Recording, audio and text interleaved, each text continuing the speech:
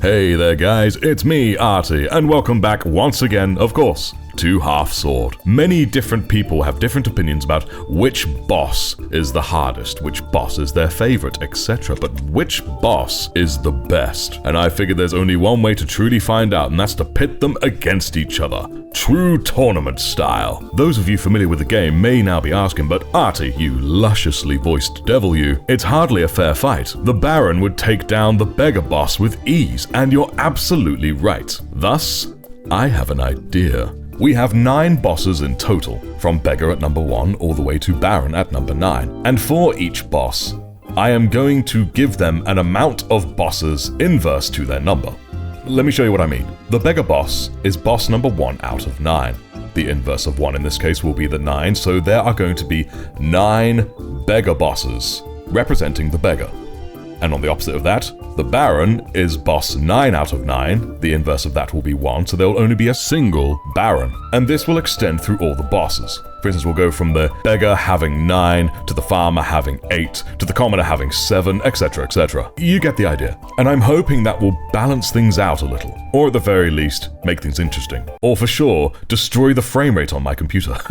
But anyhow, I did some random dice rolls to ascertain who will be competing against who in a true tournament-style layout. And then by the end, there will be only one victor, one true boss, the boss of bosses, Baron of barons, king of kings, and me, again, with a destroyed computer. And of course, as a final point, there are an odd number of bosses here, so what I'm going to do to make this tournament just easier for my brain to deal with, I'm only going to go from the Beggar to the Knight, and then whoever wins the tournament will then be pitted against the Baron. I know I could insert one at a random point in the tournament, but I ain't doing that. That upsets me greatly. This is going to be something a bit different, a little bit fun, so don't forget to like, comment, subscribe if you enjoy this, and a huge thank you to my YouTube members. You guys are legends, and if you are not a YouTube member, well, hopefully one day you will be. It'll make me oh so happy, and support what I do, so hooray. But yes, without further ado, let's get this ball rolling! Alrighty. In the brick corner, we have 4 veterans. In the other brick corner, we have 2 knights. Fight! Alrighty, we can see we've got a bit of a 2v1, a pair of 2v1s going down. The knights obviously do have a shield, but nothing quite compared to the veteran's shield. But of course, the veteran has that gaping weakness right on their bonds. And if the knight can just exploit that with their big old axe, then they'll be on a winning streak. Oh, and we have a knight who has lost their axe, but of course they're drawing the old sword. Now they're going for the old two-handed sword method. Oh, and that's a veteran down. Alright. That is our first defeat of the day. Our first fatality. Oh, but no, he's getting back up. Oh, but then he took a solid hit. A solid crump to the bonds. And yet he is still going. Well, they're all bosses for a reason, folks. Oh, and there was a solid pierce to the side of the head, and there isn't much head left there. We have officially got our first fatality of the tournament. So far, we still have 2 standing knights, 2 standing veterans. Oh, make that 1 standing veteran and 2 injured veterans. And of course, they won't stay close together to make my life as a cameraman easy, will they?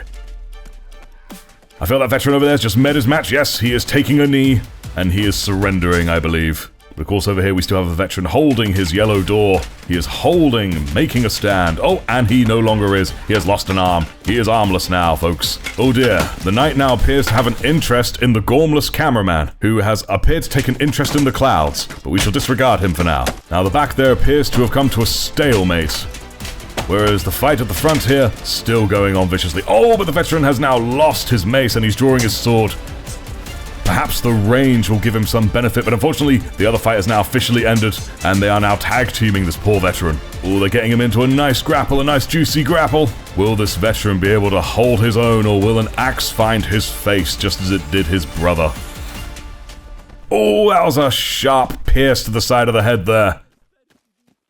I think it's pretty safe to say, folks, that it is over, and the knights have taken the win. It seems the bloodlust has not left this knight. He wishes to find more blood to be drawn from the cameraman. Regardless of his unsportsmanlike behavior, the knights take it home. Alright, we have a lot more bodies here, and a lot more frames being lost. Let us go into slow motion to make this more bearable. I have won, apparently. I've clearly won the Best Cameraman Award. Alright, the malicious Placon is making short work of these farmers, but the sheer range of the scythes is making getting close enough to use them difficult. There are a few things that could beat the range of a Placon, and I think the scythe might be one of them. But unfortunately, that sheer defensive power is no match for the pricks that is the Placon. Oh, and what a beautiful jumping back kick by this fine fellow into a sweeping attack against a downed foe. And once again, someone is trying to gore the cameraman, who is just staring him down, truly egging him on. So while there were 2 militia casualties, there is a clear winner. Militia takes it home. Here we go, soldiers versus man-at-arms. From a distance, not super easy to tell them apart. They both have pole arms, they both have those bucket head helmets. Oh, and there was a beautiful kill by one militia boss. Sorry, not militia, man-at-arms. I know what I'm doing, I'm a professional. At the moment we have 3 soldier bosses against a single man-at-arms. Oh, that was a hearty clonk to the side there. But now we have another man-at-arms coming to help his brother. One in, one out, as they say. So far, there's only been a single casualty, and he's throwing his shield up in the air, clearly a sign of protest at his defeat. We can see here a good old 2 versus 1, and now this brawl has broken down into 2 1v1s. This is very exciting. Oh, that looked like a very nasty stab, and once again, someone going for the cameraman, who, again, has seen a very interesting cloud. Ooh, for a moment it seemed like the hubris of the man-at-arms would be his undoing, but no, he had backup. We can see it is now 3 men-at-arms versus 2 soldiers. It looked like there was a chance the soldiers could take it earlier, but now it seems that hope is lost, as another soldier falls, leaving just one to stand his ground. This is indeed a heroic last stand. Will the sheer reach of his polearm be enough to save him? Or will the sheer numbers of the men-at-arms be enough to destroy him? Well, thankfully, one has been distracted by the cameraman, who is starting to get genuinely worried he may get destroyed, but it's okay, we pay him a premium for this. It has truly descended into a 1v1, while the 2 men-at-arms are desperate to get their photo taken. But where will this duel lead? Does the soldier possess the necessary accuracy to pierce that thick armor? And at the same time, there is a soldier boss who is preparing for his swimming championship. So long as he swims better than he fights, maybe he has a chance. Oh, and that was a beautiful flying kick, but it did not land. Oh, finally, blood was drawn. Yes, the soldier has gone down, leaving just 3 militia bosses to bully the cameraman. But again, regardless of the sportsmanship, it is the men-at-arms who take it home. And apologies for all the times I called them militia. No wonder they want to kill him. And there we have 7 commoner bosses about to go up against 9 beggar bosses. I start my commentary now rather than when the fight's already begun, because chances are high that at least one person will fall before I get the camera set up. And we are of course going into slow-mo, and even then the frames have been sacrificed for this. And already several beggars and a commoner have gone down. Ooh, and another hand off to this guy, and an arm off to that guy. Oh, the poor beggar bosses, they are falling like crumbs in the wind. I was wondering if, with their relative lack of armor, the commoners would still fall to the axes of the beggars, but the sheer power of that legendary commoner greatsword has proven its mettle once again against these poor, topless, no shirt, no shoes, no service people. Though I must say that commoner has been beheaded, so cool points to the beggars at the very least. And yes, he's very much going down. At this point, it is an execution, no longer a battle. And now they're just going through and cleaning up the mess. We'll put it back to high speed. This looks like the beginning of some kind of ritual sacrifice, folks. Or they're getting their steps in for a new dance routine, of course. All are equally viable, and they can do whichever they wish, but thankfully it seems they already have a fan here dancing the night away. But it is something they have earned, as the commoner takes it home, and with it, bringing a close to Heat 1. And with Heat 1 done, it's time to re-roll to see who goes against who in Heat 2. I made a rhyme. And here we have 6 militiamen versus the 2 knights. Now, the 2 knights have proven that their armor really can help them withstand anything, but of course, the militiamen have the Placon. And we can already see some blood has been drawn. Maybe it was the knight. Oh, and a knight has gone down. 1 knight is down. And of course, the cameraman has once again won Best Cameraman Award, which is a beautiful thing. The sheer range and offensive capabilities of the Placon is really starting to push this knight to its limits. Will his armor keep him safe? Who knows? But he also has a shield and an axe, and the militiamen only have so much armor. But he is taking a beating, a true clonking to the head. Sheer concussive force is driving the knight to the ground, and they are both down. But will they stay down? It looks like they're going to stay down. And I cannot believe it, folks. Neither can this guy who's dancing a jig of pure joy, but the knights are down, and all 6 militiamen have survived and are taking it home. I'm pretty sure that they're doing some equivalent of teabagging just there. Alrighty, sheer swarm tactics and offensive power won the day for the militia boss. Can the commoners with their massive greatswords recreate that against these 3 men-at-arms, who have already proven their mettle against more armored foes than the commoner boss? Now, of course, as I just suggested, armor, or lack thereof, is the big weakness of the commoner boss, but again, that greatsword, even an armored foe should beware of that greatsword. Especially when they're coming at you from all sides. Except for maybe those guys there, who seem reluctant to actually get in to help their brethren. Oh, and we have a man-at-arms boss down, and the others are running eagerly to join the rest of the fight. Oh, we have a man-at-arms boss getting clobbered. He has been completely clobbered down, and now we have just one who is truly standing. Will the range of his polearm help him? Somehow, I fear not. While he may be mostly defended against the cutting power of the sword, the sheer weight of it drives him down. Oh, blood is being drawn, he's getting confused, he's getting himself surrounded, and he's definitely staggering. He is staggering, bless him, but he's getting a few decent stabs in. Can our last man-at-arms pull it off? Can he bring this back, ladies and gentlemen? It is also important to note that not a single commoner boss has gone down. Oh, he has lost his polearm. Things are looking incredibly grim now. All he has now is a knife. Can he London this? Can he bring it back, bruv? Somehow, I fear not. But credit to him. Clearly on his last legs, he is holding his ground as best he can. Oh, he managed to draw blood from one of the commoners. He managed to take one down with him. At the very least, he can take that with him to his grave. Oh, and he's going down. It appears a fatal wound has been struck, and he is down and out for the count. And they've made sure that he is completely done and down. One is honoring his fallen brother, while the rest go to torment the last fellow, as is their right, as the victors, bringing an end to Heat 2. Oh, before we go into Heat 3, guys, I just want to say, I've done some non-half-sword content, a few analog horror games, bits and bobs like that, and I would love it if you would consider checking it out. It would be super cool if you do, and with that said, let's continue to Heat 3. Commoner versus Militia. And the battle is underway. Oh my goodness, lots of blood has been drawn. Everyone just fell dead. I have a weird feeling that I did something silly. Hang on. Fatal error. Okay. And here we go. We already have 2 commoner bosses that have fallen in the space it took me to set up the camera. That is very telling of the power of the Placon. But will the remaining 5 commoner bosses be able to bring their mighty greatswords to bear? We are not sure. We are not sure. Ooh, he received a nasty clonk by the hilt at the back there. Ooh, we have a militia boss who's taken a nasty hit from 2 greatswords. Oh, and I think that's that guy's time up. And once again, we have a militia boss being distracted by the sheer beauty, the overwhelming handsomeness of the cameraman. He may wish to touch tips, but it will be at his own detriment as a sword swing goes towards him. Oh, and he's now been sufficiently distracted, but he took down the commoner boss with him. And at the back there, we can see another commoner boss has fallen. Oh, it appears to be very much at the detriment of this militia bossman that he would be distracted by the cameraman.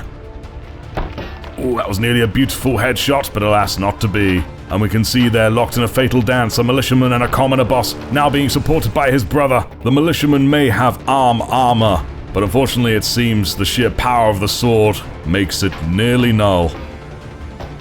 And if he could just bring his Placon around, bring it to bear, he may yet be able to bring this back. Oh, his spine has been carved in twain. It would appear he is not going anywhere anytime soon. And now that leaves just one, with 2 to defeat him. It is now 1 militiaman versus 2 commoners. Will he be able to keep them at bay? Oh, that was a hearty flick of the wrist. And now he has a nasty blood loss downside. Oh, and the leg of the commoner. Oh, good defense on the second one there. Can he stay upright? Can they defeat this guy? Can we disable slow motion? We kind of can. Oh, we've lost a great sword. He's having to draw his secondary sword, but he was not fast enough. Oh, that was definitely a hearty stab there. It is now a good old 1v1. I would get closer, but I cannot, lest I risk distraction. Oh, and he stepped on the spike. He's causing great harm to his own foot. This is worthy of a slow motion. Oh, and he's getting distracted. He's getting distracted by his kneeling brother. Can the commoner possibly take advantage of this? Of course not, because he's a stupid commoner. Oh, that was a hearty break of the leg there. It looks like it's all over for the commoner, and it is indeed. It appears with literally one man remaining. The militiamen have taken the third heat of the tournament, and they go through to the final against the big Goldilocks. And by gods, look at that happy dance he's doing. You could tell he's excited. Alright guys, it all comes down to this. Can these 6 militiamen who have made it through grueling trials possibly have what it takes to defeat the big gold bastard himself, the Baron? Will the sheer reach and concussive power of the Plancon take him through? Or will the golden defenses of the Baron prove too much for them to surpass? Let's find out, once and for all. 1, 2, 3, 4, 5, 6 militiamen with their jazzy trousers, they're like the Power Rangers, versus the literal one, the literal only Baron himself. Do the militia have what it takes to take this home? They have reach, but by goodness, the Baron has a lot of reach himself. All it takes is one well-placed hit with that axe, and down will go a militiaman. Oh, but they apparently have taken the axe from him, so it appears to be down to the greatsword now. He's already looking a little bit weary, a little bit cumbersome from all the hits he's taken. Oh, and blood is spilt. Could this be the first fatality of the final match? Will a militiaman go down? Oh no, and he's lost his sword. Will the mace be sufficient? Will the mace be sufficient? Of course, he now lacks the great cutting power of both his poleaxe and his sword. And you can see all the dents on the Baron. They really are pushing the poor fella back. They are working together, surrounding him, penetrating him, and binding the Baron together. Oh, not a good time to be distracted by the cameraman, Mr. Baron. Oh, and he's quickly learning the error of his ways. And it is in this moment, as he looks towards the camera, he realizes that his time is done. It seems he has thrown in the towel. He has surrendered. Not a single militiaman has gone down, which it seems is just telling the sheer power of the Plancon and the militiamen, who are undisputably the best boss in the game. According to this tournament, anyway. They are apparently not even letting him go home. Such is the barbarity of these militiamen. Alright, well that was a whole lot of fun, guys. But wait, what if there was another way to truly test the militiamen? Sure, they managed to defeat the Baron, but it was an AI-controlled Baron. How would they do against a player-controlled Baron? Here we go, guys. Time for the bonus sudden death round. Winner takes all and no holds barred. Alright, here we go. And I will tell you what. Oh, we are going to drop this weapon. We are going to draw our sword. I feel this may be our best bets for winning. Ooh, beautiful decap, beautiful decap. Oh, but he's already clonked me on the head. Ooh, I'm a bit slow already. But we're already doing better than the AI Baron. Oh, and he's down, but we have lost our sword. That's no worry, that's no worry. How about they have a little taste of their own medicine, eh? And he can keep that one. We're going to go back to our sword as soon as I find it. Where's our sword? Can we beat them in the polearm game? Oh, and they managed to get a solid hit in. We are bleeding out, but will it be enough to truly stop us? In the end, we are still a solid heavy hitter, even with blood loss. It is now 1v1, the last militiaman, and the last hope for the Baron's honor. He is keeping his distance, he is being a very smart fighter, knowing the sheer crushing power of the Baron's mace. Oh, but he has lost an arm. This could be it now, I think, guys. This could be it for our militiaman. So in a perfectly even AI versus AI fight, the militiamen absolutely take it home, but against a player-driven Baron, the militiamen are still a ways to go before being considered truly the best. But well done to them. They certainly injured me. That was a good fight. And I'll give it to them with honor. You hear that, guys? Honor! I'm giving you honor. Alright, guys, that was a whole load of fun. And I won't lie, while I didn't expect the militia boss to win, I'm really not surprised that they did. The Plancon is just a testament to how powerful the Plancon really is, you know? But yes, if you enjoyed that, once again, please don't forget to like, comment, subscribe. It really helps me out, really pushes me out there. And of course, huge thank you to my YouTube members for supporting me. You guys are super dope. Massive hats off to you. If only Willy had a hat. But anyways, that's all from me. I'm Artie. You guys take good care now. Peace.